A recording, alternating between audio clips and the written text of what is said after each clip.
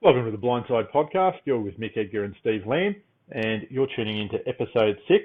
So we've actually got game film to review, and we've got games to preview for round 2. So we'll go through all the games in chronological order. We'll have a chat about each one, and then we'll have a look at news, which is a bit light on this week, and then we'll preview all the games for the upcoming round 2. So, Steve, mate, how are you?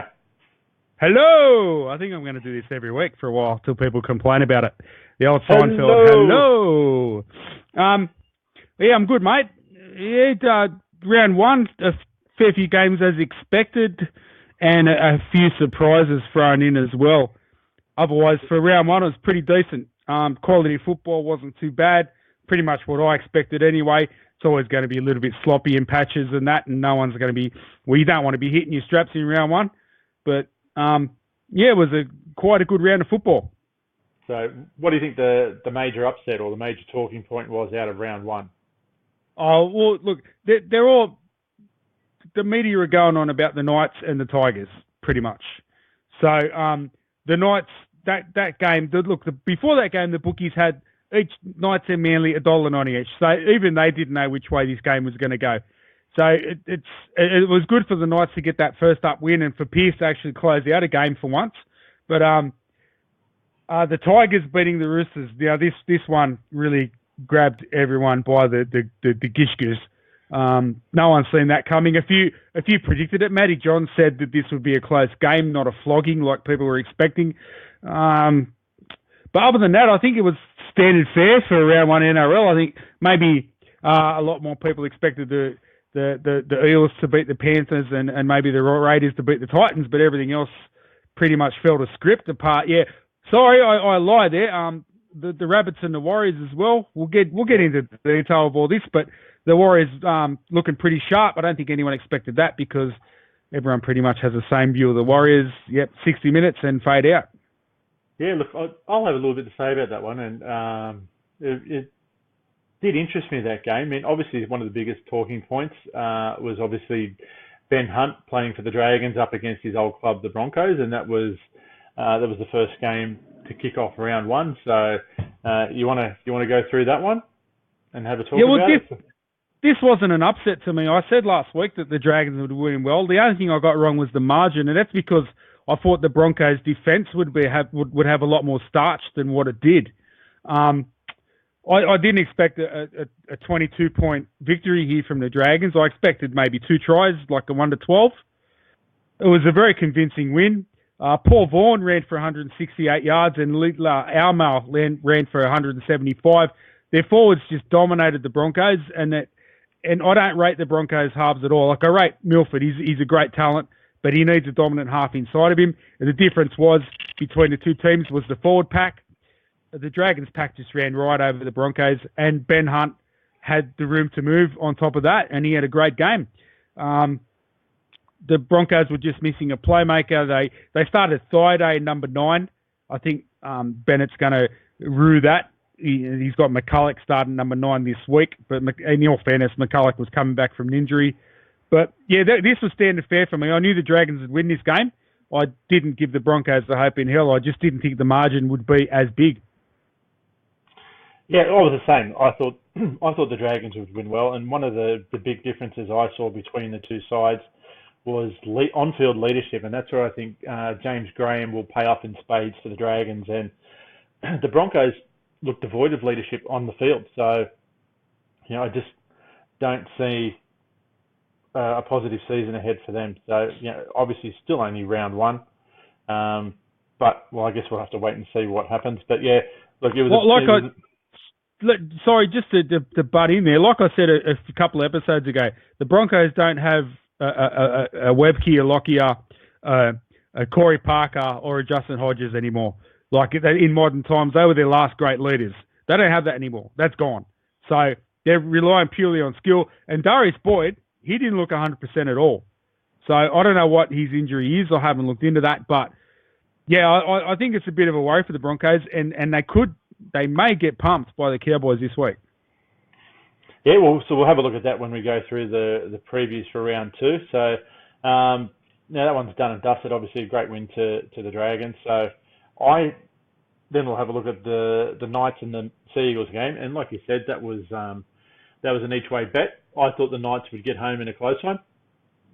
Not much closer than a 1 point win by their new halfback Mitchell Pearce. So they're off to a good start, and they have a favourable game against the Raiders, regardless of where they play them. But they've got a pretty good record in recent times against Canberra. So, but at the moment, the Knights are flying high. They had a good turnout for that game. So Manly, yeah, they've still got some work to do. So it remains to be seen whether or not they'll threaten for the top 8. I don't think they will. I think they've got a few too many holes, and as good as Cherry Evans is, without the services of Blake Green on his outside to steady the ship, I think they're going to struggle in games, and especially the close ones. I don't know that Croker will be enough to get him over the line, because in close games, I think most teams are going to zero in on Cherry Evans and cut off his time in his decision making. So it'll be interesting to see how they play out for the year. But at this point in time, I'm thinking that they are going to struggle a little bit this year. So Newcastle, as we thought, would always play with a lot of spirit, a lot of passion, and put their best foot forward. Obviously, it's a new look team. So congrats to the Knights and their fans. They've stuck solid with their team through 3 really lean seasons, but you could see the light at the tunnel for the end of them for them last year, and they've started to kick on this year. So, and we'll talk about their game against the Raiders when we go through the previews, but they'd be feeling pretty good about themselves right about now, I'd say. Did you see the photo of them holding the winning song up in the sheds? None of them knew it, or half the side didn't know it.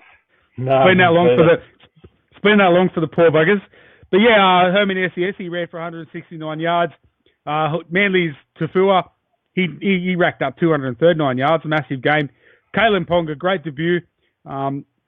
He 13 tackle breaks, and this guy is the excitement machine I think they were all predicting to be. Slade Griffin was the best on park. And what part did he play in Family Guy?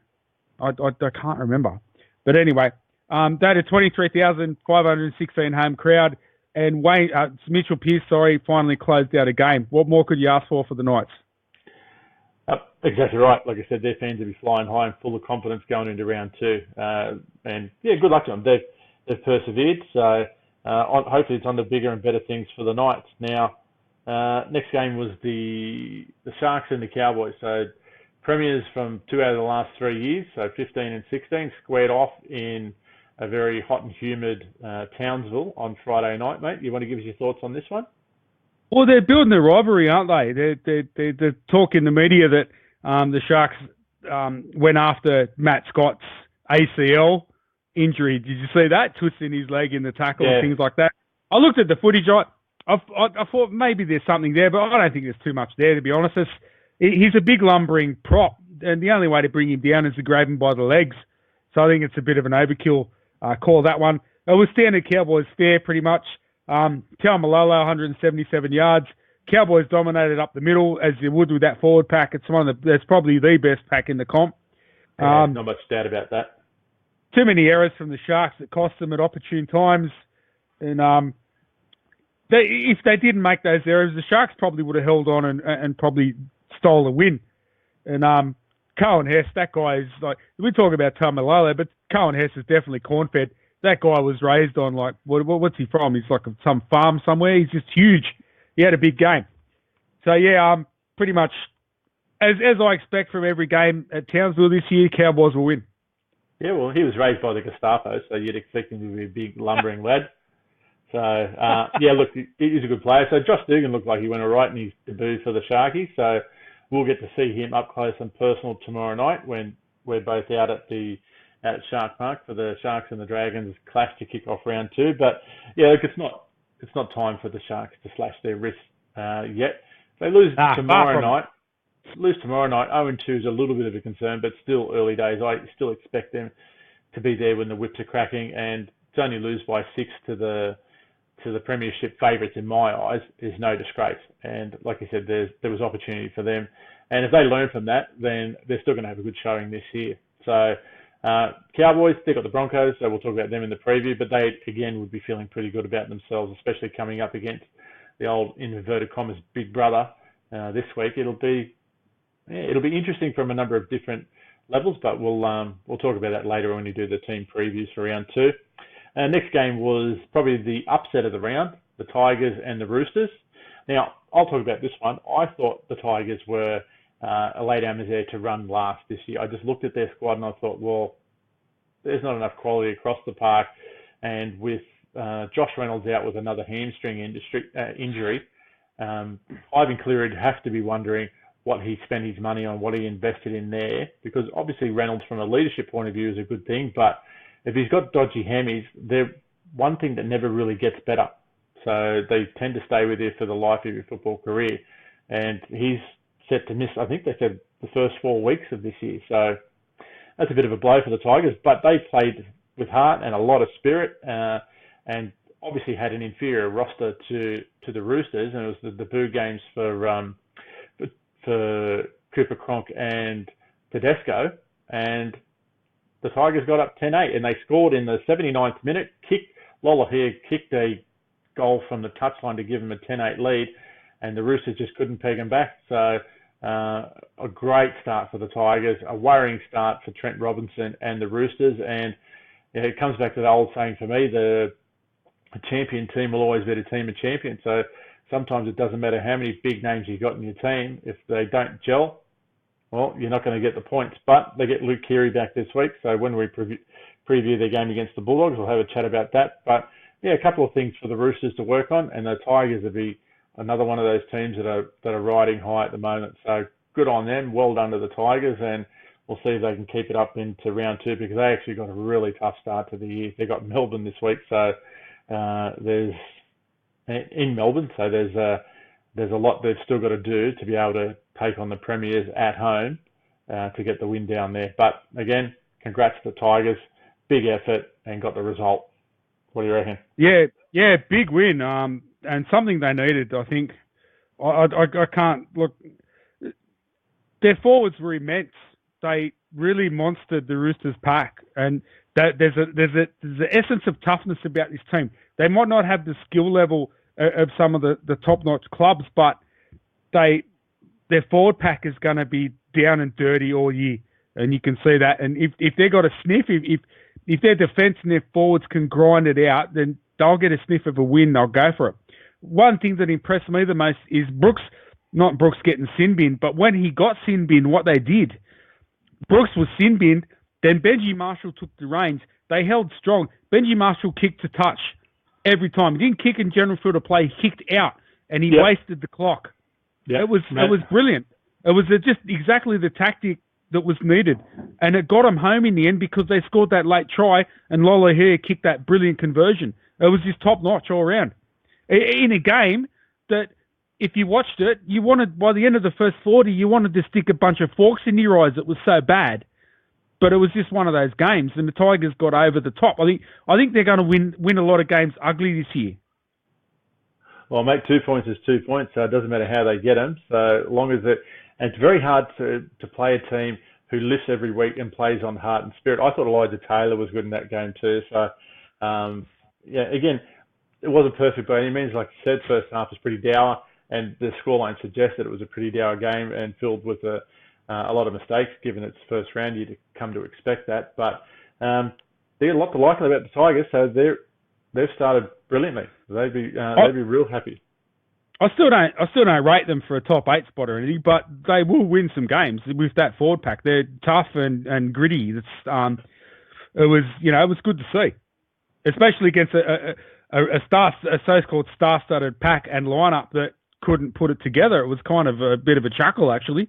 And the Roosters forwards, there's a bit of a question mark about them this week, so they got a lot to back up to. Yeah, absolutely. So they got the Dogs, so there's going to be a few testing moments in that game, I think. Now, moving on to the next game, we had the Warriors and the Bunnies go at it over at the new Optus Stadium in Perth, which looks absolutely amazing. And the Warriors. So a bit of a chat about this game. Now, a lot of people, myself included, expect South to get the win fairly comfortably in this one, where it was the Warriors who let in a late try to give the scoreline some more respectability for South. the Warriors were all over the Bunnies, even though South scored first. The Warriors took it to them for the remainder of the game and ran out convincing winners. So Sean Johnson had a good game, and a lot of people are putting it down to having Blake Green at 5'8" for him to give him a little more room to play that expansive running game that he likes to do. But the one thing I think that got the Warriors home in trying conditions was their fitness. Now, they've got Alex Corvo to do their conditioning, and guys like Isaac Luke were horribly unfit for the last couple of years. So they've buckled down, they've got themselves fit, and there's probably a bit more self-belief because they had to do the longest road trip in the game to go from Auckland across to Perth to play a game in stifling conditions, and they ran out comfortable winners. So, from what I saw in this game, that the fitness of the Warriors was the one big thing they focused on over the off-season. And I saw something on Fox Sports about Alex Corvo taking these guys on runs on the beach and doing sand dunes and stuff like that to get them fit for the start of the season, and really pointing the finger and making the players take accountability for their lack of fitness over the last couple of years. And now they've got themselves fit. They may not make the 8, but they're going to be one of those sides that can probably win 4 or 5 in a row and be an outside shot. So it's really up to them. They've got a fairly decent roster, so who knows? Who knows with the Warriors? Too early to tell because it's only round 1, but they're off to a pretty good start, and they look a lot fitter than they have in previous seasons. Alex Corvo sailed across the Tasman with Adam McDougall, and they've taken the man shake with them, and they look fit. They look really fit. The fittest Warriors side I've seen in a long time, probably at all. The two key things they brought in the off-season is Alex Corvo and Blake Green. The ship was steady, and Johnson had room to move. Blake Green took care of the rest. So it was quite impressive from him. Rabbits were disappointing. Inglis failed to impact on the game. That's, like you said, it's round 1. I think the Warriors will win a few, though. After round 1 and seeing what they did, I got them closer to the 8 than I would have initially had them. Don't buy all their stock yet. So they're a team. I'm not buying the cow, but I just think if they're going to be fit, like you can never tell with the Warriors. They are the most bastard team to tip if you're in a tipping comp, because you never know nightmare which side is going to turn up. And the same was this week. I thought Rabbits would get over them because the Warriors are inconsistent. But I think they're a team that's ready to play 80 minutes now, so that could take them anywhere they want if they want to. Yeah, and they've got a couple of more experienced older heads like Adam Blair and Tohu Harris in the forward pack now, so they've still got some quality there. But these guys take it up a notch and give them some leadership as well. So Blair can do some good things, he can do some bad things, but at the end of the day, his addition to the Warriors, I think overall will be a positive. So yeah, I think he'll go well for them this year. So good first up for the Warriors. So we'll have a look at their game in round 2 when we do the previews. And the next game was the Storm and the Bulldogs. This one went pretty much to the script, I thought. What do you reckon? Yeah, actually, I didn't think the Bulldogs would be that good in attack. Yeah, I knew the Storm would win. There wasn't a question mark there, but they're still the benchmark. But the Bulldogs' attack looks so much better than the last couple of years under Hasler. And Mbai at fullback is going to be a good thing. His first kick return was just immense. He carried it for like 40, 50 yards. It was just great. And I think if they fixed up a few, like they made a few there's a few drop balls. Like, Woods was more concerned about his new haircut, his new Coraline haircut than anything else. But no, that's just a joke. But he ran for 153 yards, but he did drop a few balls. There were some silly mistakes, and they looked a bit rusty. But other than that, their attack was quite good. I think if they sharpen up their discipline in their handling and defence, they will go pretty well this year. Slater was out. They just throw. This is a beauty of the Storm. Slater's out, no problem. Munster to fullback. Riley Jackson at 6. The Storm have more depth than a George Rose bucket of KFC. It's just unbelievable. And they're still the benchmark, and they'll be up there, like as we predicted. But yeah, par for the course in this game. But I thought the Bulldogs were a lot better than the scoreline said at the end, 36-18. I thought that the Dogs were at least, only 8 points behind them. It was just a few stupid mistakes. Storm scored a couple against the run of play. It was, but the Dogs are right in it for a while. My biggest concern with the Dogs surrounds Kieran Foran. Now, he's another one with dodgy hamstrings. I think if he misses any significant amount of time, I don't see where they're going to have someone come in and replace him and give the Bulldogs what he gives them now. So, obviously he can organise well. He's a good on-field leader. I think that's their biggest danger. I think if there's any significant injury to Foran, I don't see them winning many games at all, to be honest. I've still got a question over some of the guys in their forward pack. Yeah, they've got Clemmer, Woods, Jackson, but Jackson was a bit rusty. Fatala Mariner, Fualalo, they're solid, but you wouldn't say that you'd look at that team and think, for one, it's a top 8 team, or two, it can push deep into the finals. I just don't see that with this Bulldog side. So it might take a year or two for some recruitment and some development of juniors to come through for the Bulldogs to start getting back to where their fans expect them to be. And, since we were kids, the Bulldogs were always one of those teams that were probably 5 years around the top 4 being premiership favourites and having one bad year after that, and then they'd come back. So they had a bad year last year. I still think they'll lose more than they win this year. They'll pull off the odd upset here and there to give their fans some hope, but I'm just not sold, and this is no bias whatsoever. I'm just not sold on them making the top 8. Around Origin period, if Clemmer and Woods and Jackson are all playing Origin, then they don't have the depth, in my opinion, to be able to go on and win games against potential top 8 and top 4 sides. So, just my opinion. So we'll see how the season plays out for the Bulldogs. Moving on. Did you get a good look at Josh Jackson? That dude's ripped. He's been seeing the gazelle in the off season. Well, I'm a fan of Josh Jackson, so he's a good choice as captain for them, and I think he's a solid on-field leader, and obviously he'll be playing probably second row for New South Wales, I think, with Boyd Cordner this year. So as long as his form keeps up, but he's been a solid contributor for a long time, and he's a good club man too. So he's one of those guys that when you recruit him that you're going to get 110% out of Josh Jackson every week. So this guy I'd love to have at the Raiders. I reckon he'd be a good steadying influence. But for the Dogs, he's a good on-field leader, and that means he can defer to a playmaker like Foran and let him run the show, and he can provide the leadership when it's required. So I hope Josh Jackson has a good solid season. I think he's a good player, a good clubman for the Dogs, and really built in the mould of those old-time Peter Kelly, Steve Folkes, Jeff Robinson, Peter Tunks, those types of Bulldogs players from yesteryear who really intimidated and scared other teams' forward pack. So, Josh Jackson, good club man for the Dogs. I like him. Now, moving on to the next game, we had the Eels taking on local rivals Penrith out at Penrith. Now, pretty much everybody, because of the uncertainty and the tumultuous off-season that the Panthers had, everybody had put their money on the Eels. And the Eels' starting side looked pretty good, but it wasn't to be, mate. Did you watch this game? No, I caught the highlights. I work Sunday nights, as you know. I did watch a replay of the Titans-Raiders game that I recorded, but I didn't get time to watch the Panthers-Eels because of my work schedule. But from what I've seen, and what I actually did listen to it on the radio driving to work, though, and it was a classic game of two halves. Like, Eels up 14-0, and you think it's like, this is going to hit 40, the way it's going. That's what was running through your head. The Eels are up 14-0.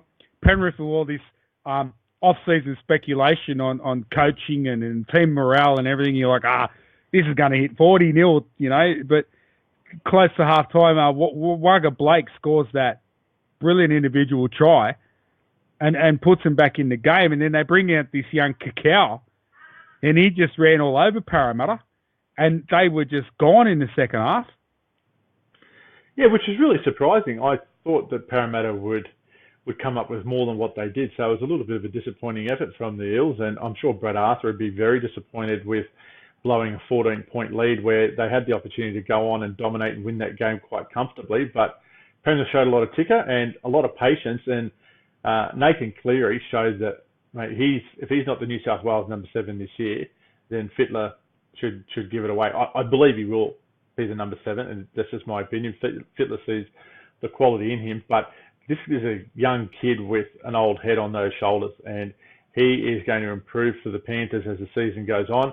He's got James Maloney on the outside, so whilst a lot of people had them written off because they'd lost Matt Moylan, they'd lost Bryce Cartwright and Latu to the Titans, that there'd be a few gaps to fill in their squad coming up to the start of the season. But give the Panthers and Anthony Griffin credit, they got the win over the Eels, who are highly fancied in this game. So Penrith have shown that they're made of sterner stuff, and they'll put up a fight this year. So they won't just be rolling over. And obviously Phil Gould still has a massive impact on how the club is run at every level. So he's got his tentacles into every part of that club. So he's got self-belief there. Not sure what the coaching relationship or the relationship is like between Gould and Griffin and some of the players, but they showed that they didn't give up. So they got an impressive win against a more fancied opponent on a hot day, even though it was at home. So that they got home, and they'd be happy with themselves after round one. So now that leads you watched that game, yeah? Yeah. What, the Eels have been touted as top four. Well, what happened to them in the second half? I think it was just being disorganised. When Moses went to the bin, Mitchell Moses was sin bin in that game. I think that really affected them, and the play of Norman sort of fell away a bit when Moses was in the bin, and their forwards wilted badly. So they just didn't have it. So I don't know if it was the heat, if they weren't conditioned. So Jared Hayne had a solid game, but yeah, I think when Mitchell Moses went off, that's when it started to fall apart for Parramatta. So he's obviously been a good buy for them so far, and shows that he's a vital cog in that machine to make them competitive and a potential top four finish at the end of the season. Look, and again, it's only round one, so nobody's going to be out there slashing their wrists about this loss. So they've got an opportunity to bounce back this week, and we'll get to that preview shortly. But yeah, they've got some things to work on, as does every team. So now moving along to the Titans and the Raiders. This was the last game played up on the Gold Coast to finish off round one. Now the Raiders they were out 24-6 leaders in this game. They were up 18-0 at one stage, and pretty much just after 10 minutes. So they were running riot, and then after half time, they fell apart, and it was another loss by the Raiders by less than 6 points, and giving up the lead in the 79th minute to the Titans, who ended up winning 30 points to 28. Now, the one damning stat against Ricky Stewart, I'm going to say, is that since he took over as coach in 2014, the Raiders have won 9 games by 6 points or less and lost 24 games by 6 points or less. So when you consider that each team has 2 byes throughout the season, that's a whole season. So they only play 24 games in a season. That's a whole season of losses by 6 points or less. And at the end of the day, the fans deserve better. Now, the media is starting to pick up on the statistics, or the damning statistics, against Ricky Stewart. So I believe that his seat will be a little bit warmer than what it was last week. And if it was me, if Stewart doesn't make the top 8 at the end of the season, and that would be an absolute minimum, then I'd be looking to replace him with Michael Maguire. So I think Madge would be up to the task. He's an ex-Raider. I think he'd be able to bring to Canberra what they need to lift themselves to the next level. There's a leadership vacuum within the club as well. So Jared Croker, as good a player as he is and a great clubman, isn't a great leader.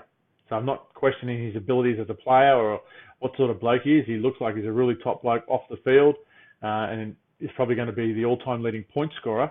But I question his leadership on the field, because when the going gets tough, there's nobody who is there to lead and inspire the team in those tough situations when they're up by 4 with 5 minutes to go, then getting them to hold on. So this was another gut-wrenching loss for the Raiders fans. A great win for the Titans.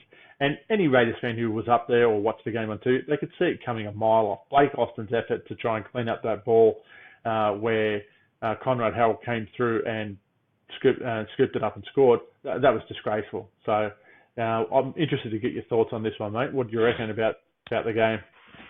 Well, I like I said last week, I had the Raiders 13 plus, and after the first 20 minutes, I thought I was on a good thing here.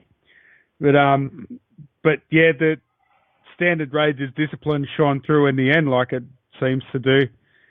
When Havili was on the field, we looked really good. Like the Raiders looked really good. They were fluent. The attack was good. Then Sticky took him off. He brings on. This is my issue with the Raiders. Sticky is doing what Des Hasler did last year. He's trying to fit 3 into 2. And I know he's got a big injury to cover in Josh Hodgson, but if you're going to buy 2, like one number 9 and a utility, then use them. If you're going to buy a halfback, like I'd rather have Sam Williams in there every week from now on, because he looks like he's got that dominant halfback role. He's probably nowhere near the best in the comp, but he knows how to do that role. Whereas when Caesar and Austin are together, they're 2 5'8". So I would have Williams and Caesar in at the halves. I'd leave Havili on for as long as I could, because we looked great. Like the Raiders looked great when Havili was on. But the other thing that kills the Raiders is the discipline. And a couple of things that shouldn't be worked on at all at this point in time. Jack Whiten has had how many years now at fullback? That grubber from Ash Taylor for Elgie, Whiten was on the other side of the bloody park. That's his positional play was absolute bullshit. It was like, what the hell are you doing, man? You know, there's a lot of things there, and you know, Sticky's record is coming up in the stats. So, I would give Austin a rest this week. I'd put him in Mounties. I'd start with Williams and Caesar. I'd have Havili on there for as long as I could, and I'd bring maybe. They got Charlie Gubb coming back this week, but yeah, I'm probably going into a match preview when I'm talking about a match review. But the problem was the discipline, and towards the end of the game, Joseph Leilua, he just sticks a lazy hand out. He wasn't even going for an intercept. He gifted the Titans the game. He sticks his hand out in a half-assed attempt, gives them 6 again. They get up the field and score. It was just, the discipline is shithouse. Absolute shithouse. It's done my head in. And yeah, if you're a first time listener to this podcast, no, I'm not a Raiders fan. Yes, I am. I'm just joking. But yeah, that was the problem. The discipline's the problem. And like you said, there's no leader there. We've got Croker and Papali, and neither of them are vocal type players. We need someone like a Josh Jackson to come in. He's just a hard ass, does the work, barks orders, and gets it done. That's what the Raiders need around this type of side. The rest of the talent's there. Once Hodgson's back in the squad, which won't be till around 20 or whatever, but as for winning the comp, the talent's there. There's just no leader, and the discipline is shithouse. They're the 2 things they've got to rectify if they're going to move forward. Otherwise, it's going to be same old fare. Well, look, I completely agree with you. I mean, the only thing I disagree with is that I actually think Caesar is horribly out of touch, and in my opinion, he's lucky he's getting named for first grade at all. I think he's the one that should be back at Mounties, because I think the amount of time he's been at the Raiders now, he should have shown more than what was expected of him, and for the price tag that we paid for him. So, and look, he's not the only one. I absolutely agree with your assessment on BJ Leilua and Jack Whiten's positional play. I thought Jack put in a pretty good effort. I thought Shannon Boyd was the best on the field for the Raiders when he was playing, so he ran with purpose. He can't take anything away from the Titans either. So they played a good, solid game, and you know, we let them back. Well, not we. Canberra let them back into it, and you've got to give the Titans credit that they never gave up. They just plugged away, and they knew that late in the game against the Raiders, who are a tiring team with big forwards, that the opportunities would come. They made the most of them. So all credit to the Titans for getting the win at home in front of their fans as a last gasp, exciting win to kick off season 2018 for them. I'm not sure that they're going to get that many wins, but they've already got a winning record against the Raiders, so they've just extended that percentage to ratchet it up a little. Canberra's got a lot of work to do in their season, and you would have to think that after what we saw on Sunday night against the Titans, that the Raiders are one of the teams who'd be in line for the wooden spoon, looking at early in the season. So agree with everything you said, but I've got to give credit to the Titans, and Ricky Stewart can try and make something out of this mess. And we've heard it all before from Stewart about luck and blah blah blah. I've heard fans talking about referees. There was a call, there should have been an offside call that went our way. We didn't get that, so the Raiders just have to continue to play football and not focus on the negatives. And they should have. The line speed of the Raiders, it's another one of those things that just kills them. They're so slow with their defensive line, and it's the one thing I thought would change once Dean Pay went back to the Bulldogs, that now that Brett White's the defensive coordinator, we'd see a team that's showing more urgency off their line. And the Raiders just simply are not doing that. They're waiting for someone else to pick up the slack, and that's killing them. That is absolutely killing them. And unless there's a massive attitude adjustment and change in the way that they're playing for 80 minutes, then they're not going to go anywhere in 2018. And it means Ricky Stewart will miss the finals again, and that will be his fourth season in 5 that he doesn't take the Raiders to the finals. And from the accountability point of view, you would have to think that at some stage the board are going to get frustrated and they're going to look for a change. But whether or not that happens, that remains to be seen. But yeah, the question's already being asked by the fans, and there's an army of Raiders fans who are absolutely gutted by seeing the same thing that's gone on year after year and nothing ever changes. So we'll leave that one there. What we'll do now is we'll move on to the previews for round 2. Now, you and I are heading out tomorrow night to catch a glimpse of the local derby between the Sharkies and the Dragons. So this one should be a belter. The local derby is always a good game, regardless of where they are on the ladder. But both of these teams have got high expectations for 2018. Looks like it's going to be a good game, mate. What are your thoughts on this one? Mate, can't wait to be out in God's country and having a beer and watching this cracker of a game. Look, Sharks will want to make amends for last week, and I think Valentine Holmes will want to make amends for his role last week as fullback. And the late mail is that Dugan's going to be playing fullback and Holmes is going to go back to the wing. So, and that was a late mail from this afternoon from the Telegraph. So read into that what you will. I think, look, the Dragons just looked organised and willing. They really impressed me against the Broncos, which I thought they would. Killer forward pack. The Sharks, they're going to be missing Luke Lewis. I rate Luke Lewis. I think whenever Luke Lewis is out there for the Sharks, they go well. So they're going to miss him. I think this will be a 1-12 game, but I think the Dragons will get home at Shark Park. That's what I'm thinking.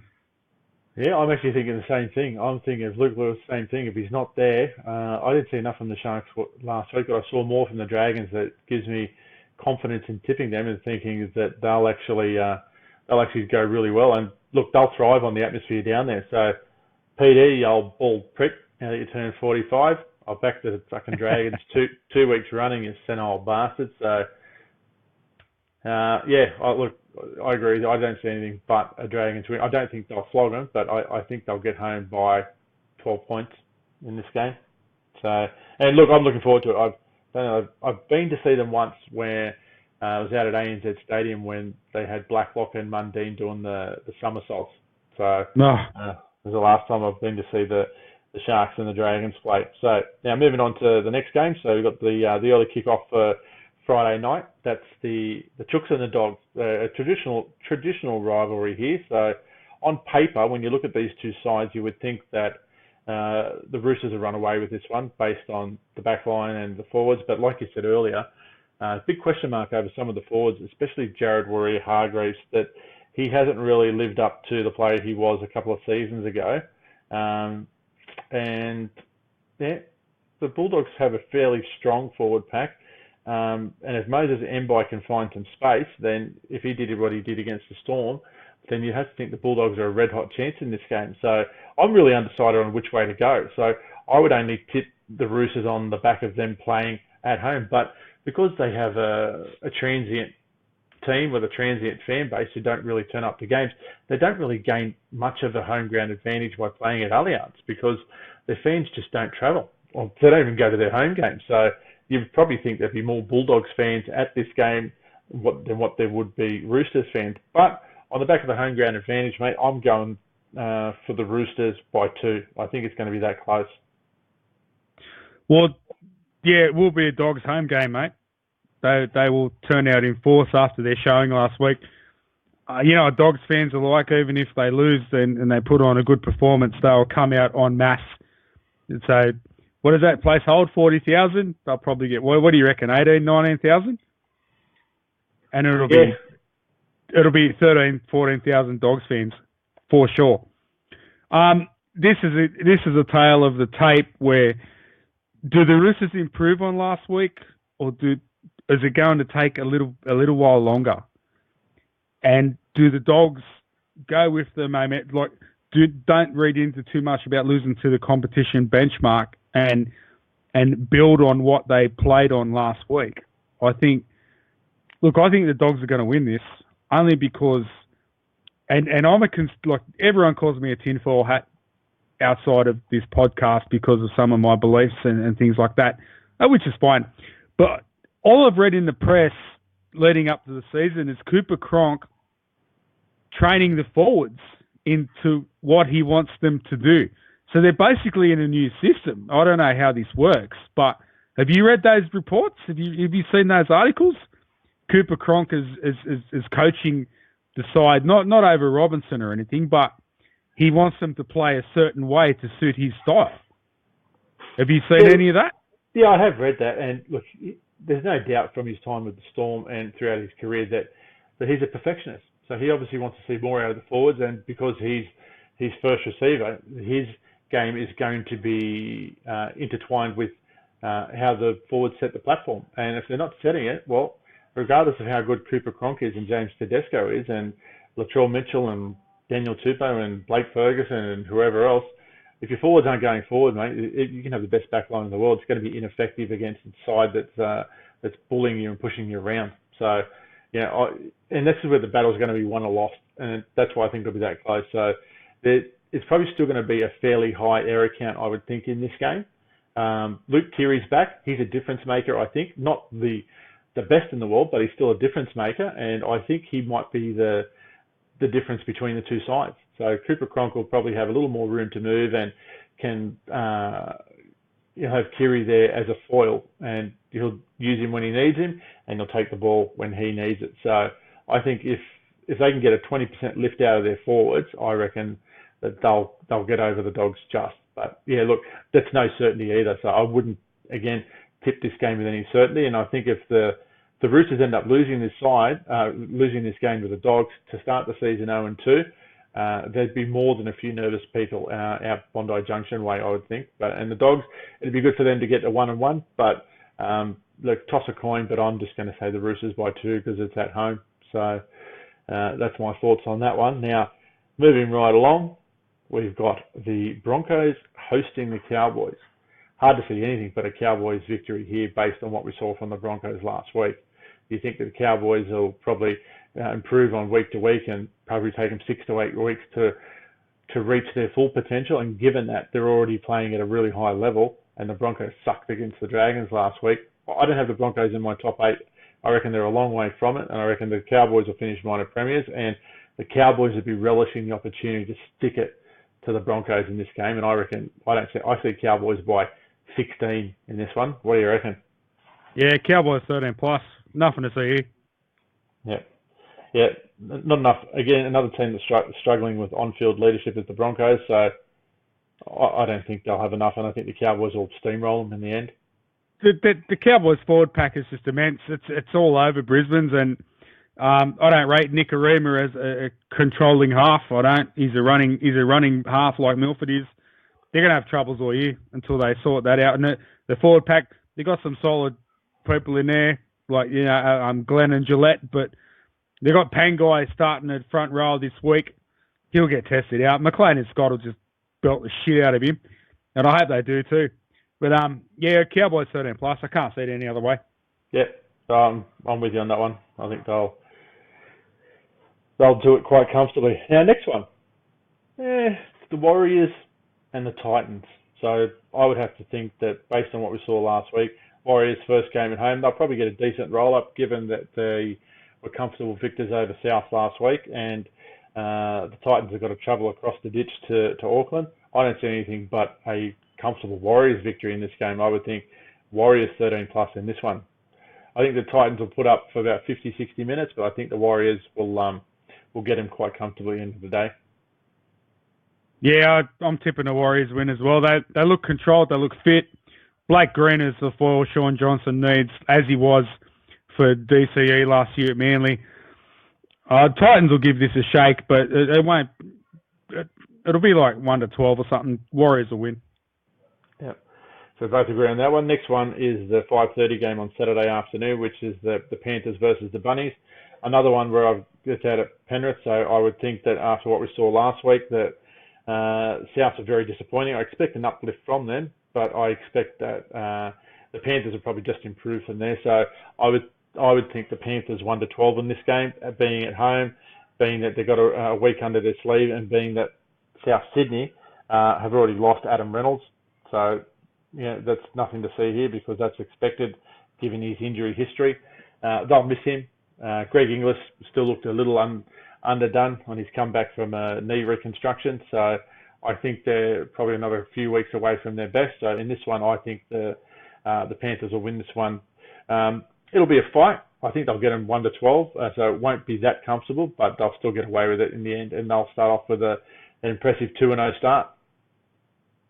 I disagree. Debut half, Adam, how do you pronounce it? Duay? How do you pronounce that? He's an unknown. He's going to take this game by the scruff of the neck, and I think Souths will upset the Panthers 1-12. I really do. Right. I think Penrith are one of those sides that read into the hype, whether they got a siege. Like they rely on a siege mentality. They had that before the Eels game. Gus built that up. Like full credit to him. And they had that siege mentality before the Eels game. It got him enough to get him home. The Rabbitohs have beaten Penrith a lot recently in recent times. So I'm tipping an upset here, 1-12, Souths. Okay, interesting. So we'll come back to that one next week. An unknown quantity is an unknown quantity. Whenever someone makes a debut, whatever, and I'm taking a pun on this, I think this kid is the goods from what I've read about him. So he's going to rock out there. He's going to rock up out in the field, and Penrith aren't going to know too much about him at all, and it's going to work. I think that's just my opinion. 1-12, Rabbitohs. No, interesting. So we'll come back and have a look at this one next week and see who was right and who was wrong. So moving on to the next game, we've got the Storm taking on the Tigers. So two first up winners. Now, this was at Leichhardt. I'd almost be inclined to take the Tigers because they always had a pretty good record against the Storm at Leichhardt. And we know over the years that Billy Slater's had some shockers at Leichhardt against the Tigers. But given that it's at Amy Park down in Melbourne, it's Melbourne's first home game of the year, defending premiers, I think the Tigers will put up a spirited fight and they'll give a good account of themselves. But at the end of the day, Melbourne's just too good, too strong. And whatever they've got Cameron Smith leading that team around the park, they're going to be in every game. So I think that Melbourne will win this one. I think it could be comfortable, but I think, again, the Tigers will give a good account of themselves for a good 60 minutes in this game. So I'm thinking Storm by about 8 to 10 points in this one. What do you reckon, Steve? Thud. That is the sound of the Tigers coming back to earth. Storm 13 plus. All right. I can't. Look, you think they trouble them. I just think that the Storm changed stuff around, like shifted the roster around last week to play the Dogs. Munster's back in at 6. Slater's back in at 1. His 300th game. They're going to turn it on. 13 plus. No other way. All right. Book it. Book it in. That's what he's saying. Book it in, Eddie. Okay. We'll come back in that one, and then you'll be judged by your performance, as will I. So we'll see who gets up in that one. Look, we both tipped the Storm. It's just the margins that are differing in this one. So next game is two last up losers. So we've got Manly and Parramatta at Lotto Land. This is an interesting game. So this one could go either way. Now, Parramatta have traditionally not had that great a record against Manly, but played okay last year. So you'd have to think that Brad Arthur would have been peeved after their their loss to Penrith and probably would have flogged them all week to get them up for this game. So Lachlan Croker's still the unknown, and Cherry Evans has shown that he's probably not going to be able to do it all on his own, and I think he's going to really need the help of Coruscant, who's just re-signed with the club until 2021, so that's a big boost for him and for Manly as a team. So, and he's a cheeky bugger. He's a really crafty and cunning little bastard out of dummy half, so he could be the difference maker in this one. Now, Parramatta, yeah, it's hard to say. So they've got Norman and Moses are back there, so they've got a pretty good looking back line. I think the X factor that they're missing is Gutherson. Hoffman is a bit of a journeyman in my opinion. I think they'll be better if they've got French on the wing and Gutherson at fullback eventually. Their forward pack, yeah, there's still a couple of questions to be asked. So Tim Mannor's about 33 now, so he's in the twilight of his career. Moroa cut his hair. Now Sampson cut his hair, and look what happened to him. So I'm not sure what the same is happening with Moroa, but you expect to see those flowing locks out there, and he's usually a pretty good runner and a pretty good tackler. But they need to see a lot more out of him because his main inconsistency has been through injury. So he's been very injury prone since he started with Parramatta. They need to see a consistent season without injury from him if they're going to push for the top four. So Cameron King I like. The rest of them, it's still not at their best. So because this is at Lotto Land, I'm gonna lean the way of Manly in this game. I'm going to say Manly by 6. I think that Parramatta have got some issues that they need to sort out. Jared Hayne could step up and have a big one and be the difference maker, but I think that Manly might get him at home. What do you reckon? Look, Ricky the Dragon Steamboat won a title after he cut his hair, so I've got no issues with Morale doing that. I think, look, the Eels have got a pretty decent record at Brookvale in recent times. So I think Brad Arthur's face after the Penrith game would have stayed the same all week like a statue, and I think he'll whip him into shape this week. And I think Parramatta 1-12. Okay, well, yeah, that'll be an interesting one because that's a traditional rivalry going back to the early 80s when Parramatta and Manly played out 2 grand finals where Parramatta won both. So, but yeah, it should be a good crowd out there. If the weather's good, then I would expect 15 to 18,000 for this game. So here we go again. Manly and Para. Para's well ahead, but the gap starts to narrow. I remember that the old Tui's had. Just goes to show what an eagle can do to an eel. How do you feel? Dump him, dump. Yeah, pick him up and dump him. Yeah, I remember that. Sean RH here, mate. Yeah, that's right. That's right. So it was in the old Tui's days, and Ray Price, Mr. Perpetual Motion, goes sliding in. And the greatest player of all time, Brett Kenny. Yeah, old Bert, still the greatest player I've seen play the game. Absolutely agree with that. Sleight of hand. That thing is magic. Beautiful to watch in action. That brings us to the last game. So that we've got the Raiders with their home opener against the buoyant Newcastle Knights. Now, we'll both have a chat about this one. The Raiders are in desperation stage already, in my opinion, because if they lose this game, they're going to be 0-2. Now, if they get to a 1-4, even if they get to a 4-4 start, they're going to struggle because the draw is a little bit soft for the Raiders to start the season. And if they lose to Newcastle at home after the loss to the Titans away, most fans and most people in rugby league circles would have predicted that Canberra should have started 2-0. If they start 0-2, it's not the end of the world for them, but they're going to have to show a lot more. They're going to be in big trouble, and trying to get out of a hole that big could prove to be very, very difficult. So the only change in is Joe Tarpany out with a finger or thumb injury. So I don't think it's a break. I think it's a sprain. And then we've got my mate, Charlie Gubb, G-U-B-B, Gubb, coming onto the bench for the Raiders. So we've got Blake Austin. He's starting this week. He's going to have to show a lot more, as will Aiden Caesar. So I'm hoping, as you said earlier, that Ricky Stewart gives Havili a bit more of a go in the first half at dummy half. But there's a lot of players in this Raiders side that need to step up because the Knights are going to come out firing. They're going to be confident. They've got pace to burn out wide. They've got a decent forward pack. They're going to take it to the Raiders for 80 minutes, you would think. And after what's happened in the last 2 seasons between Canberra and Newcastle, you'd have to give Newcastle the edge in this game. Now, there's guys like BJ Leilua, Jack Whiten, Blake Austin, Aidan Caesar, and Junior Paulo need to have big games. Jack's probably fairly safe because Ricky doesn't like to change up that position. Again, I'd have Jack White in the lock position over Luke Bateman, who I think doesn't really offer that much.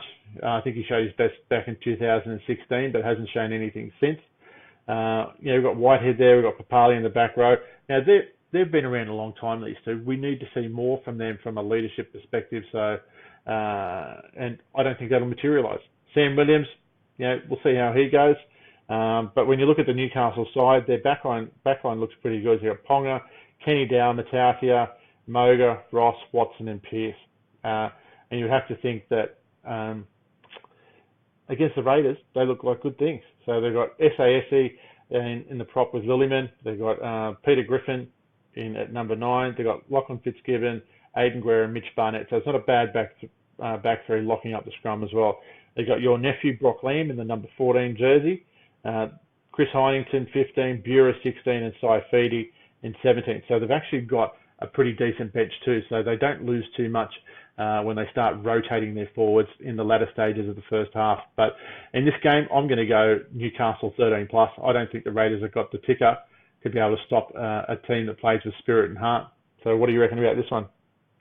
Disagree. I think if the Raiders can sort out the discipline this week, as in the mistakes and positional play, they'll win 13+. But I tend to agree with you that the Knights will win, but I kind of think that the Knights, they played that first home game and they won in an epic fashion, and I think it might just take a little bit away from them this week. I think it might have just they got that win out of the way. I think they might be a little bit lax this week. I think Brownie's going to get them up. I think if the Raiders don't drop as much ball or don't give away too many penalties, they'll win this 1-12. Yes, I just don't see that because the Raiders invariably always drop the ball and give away stupid penalties. So you saw that BJ Leilua... I live in hope. Oh, mate. Yeah, you think the Dallas Cowboys are going to win a Super Bowl eventually, and Manchester United is going to win another Premier League title. So you do live in hope. That's not too far away. Look, and that may be the case, but with this one, I just don't see it. The Raiders have got to prove me wrong, and I'm happy to eat humble pie about the Raiders, but in my opinion, the guys like Leilua who can't control their emotions or temper on the field, and it's not a good thing. He dropped the ball over the line for what would have been the winning try, got knocked out, and he should have had it covered up better than that. So it's just inexcusable to make those sorts of fucking mistakes. And they just keep on doing the same thing. It's not Groundhog Day, it's Groundhog Year or Groundhog Millennium.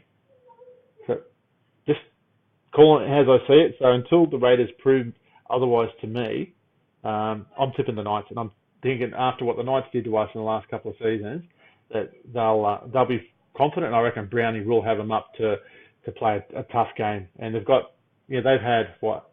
Raiders beat the Knights 46-28 at GIA last year, man. Yeah, but we also got slammed up at.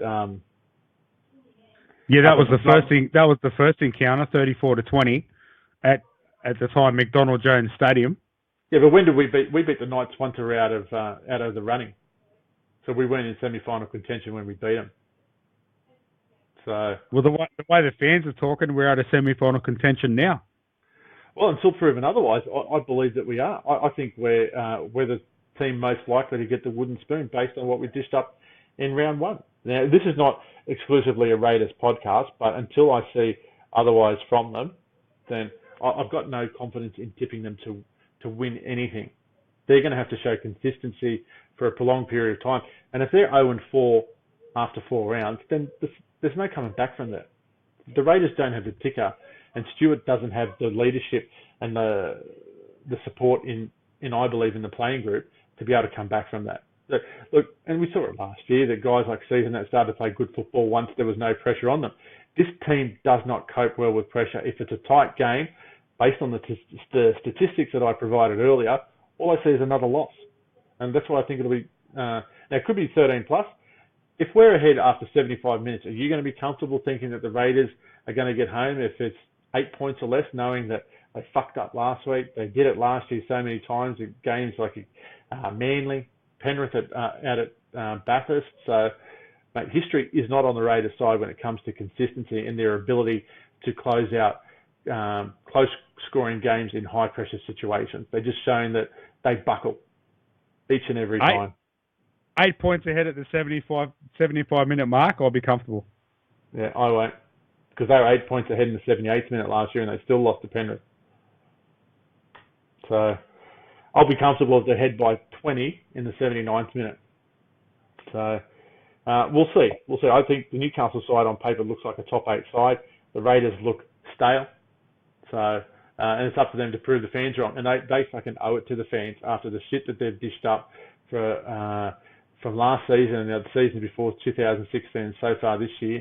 They got to get in and freaking have a good, long, hard look at themselves and think, you know what, we've put our fan base through a lot. We owe it to them to go out there and give an 80-minute performance. Whether or not they do, well, we'll see if the rest of the players are willing to drink the Kool-Aid and jump on board. So, now, don't drink the Kool-Aid. That's right. So that wraps it up for this week. So now, if you've got any feedback for us, so we probably haven't had enough time to read out the questions because we only really want to go for about an hour on this, but we're answering your feedback on Facebook. So go to the Blindsiders Facebook page, leave us some feedback, and as the year rolls on, we'll start reading it out, and we'll give a shout out. So and give us some support. Now you can find the podcast now on iTunes. So this week it'll go up on SoundCloud, iTunes, and Podbean, as well as a link on the Facebook page. So you'll be able to get us. And look, talk about us to your friends. So there's a new podcast in town. We're trying to do something different, give an honest opinion of the game. So there's no bias. We have no loyalty to any corporate backing. We have no sponsorship or anything like that. So we are who we say we are. So like I said, give us a like on the Facebook page. Have a listen if you can find us through iTunes. We're there, so we're registered for that. You'll find the podcast up in a couple of hours' time, and please leave us your feedback. Tell us what you think. So, mate, any last words? Just a sec. Did we have questions on our Facebook page? I think there was one from Peter Cusack, but I think we answered that. So, okay. Now, Brad, Merv, John, Rippon, he'll probably want to be one of our key contributors throughout the year with something that's indecipherable. But I love his passion for the game and his support for the podcast. So, mate, keep him coming. We'll have a look. I just want to sign out on a Brad, Merv, John, Rippon quote. And I picked it up this week. I've been meaning to do this for a few weeks now, Brad. But here's your 15 minutes. Brad says, the Muppets used to be on Sundays 4 to 6 too, just like half the new post-game thoughts. And that is a Brad, Merv, John, Rippon quote. We'll have to see if we can come up with something weekly from Brad, see if he can come up with those nuggets of absolute gold, and we'll read them out each week. So some weeks it's a bit incoherent, but we'll see if we can make heads or tails of it, of what he's trying to say. So on that basis, if that's all you got, mate, I'll see you tomorrow afternoon as we get ready for the local derby, and internet connection permitting, we'll see if we can do a little bit of Facebook Live post-game analysis. So be sure to tune in once you see us come up on Facebook Live. If we've had a few beers, we'll apologise in advance if we're incoherent, but we want to be able to bring an interactive service to you, the fans, better than what you see on the TV, because we're much better looking blokes in the flesh and on TV. So yeah, give us a shout out. We'll see. And look, if anybody sees us at the game tomorrow night, we'll let you know where we are. You can come up and have a beer with us. We'd be more than happy to talk to anybody who's following the podcast. So on that, mate, I will see you tomorrow afternoon and look forward to a big game tomorrow night. I'll see you tomorrow night, mate, and I'll have the Peter Gow scissors stand ready for sale. Outstanding. We'll say that. Outstanding. All right, mate. All right. Well, that's all from the Blindsiders for this week. So we'll see you next week, and good luck to your team on the weekend. Bye.